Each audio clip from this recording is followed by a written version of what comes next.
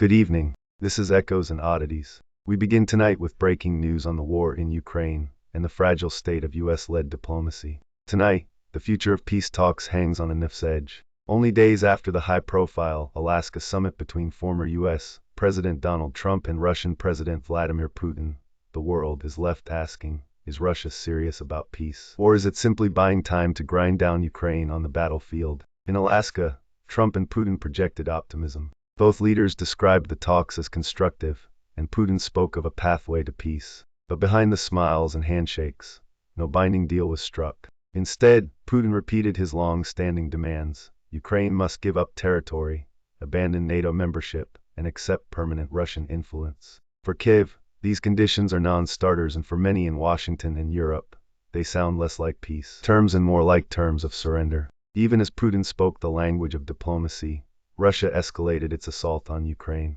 Within hours of the Alaska meeting, Moscow unleashed one of its largest waves of missile and drone strikes in weeks, striking Kharkiv, Sumy, Donetsk, and Dnipropetrovsk.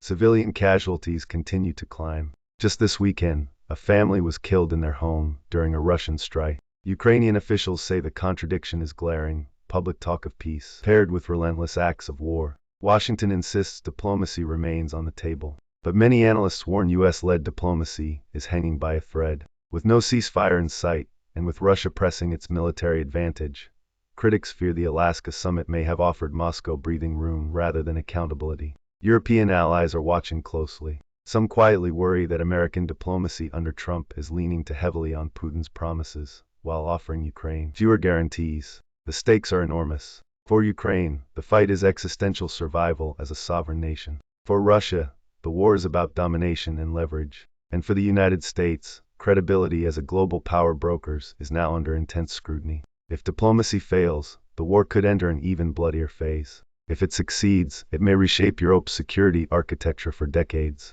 So tonight, the message is clear: Putin says peace, but wages war. US-led diplomacy remains in play, but its efficacy hangs in the balance. The coming weeks may reveal whether the Alaska summit was a turning point toward resolution, or just another chapter in a grinding conflict. Stay with us. We'll continue to bring you updates as this story develops.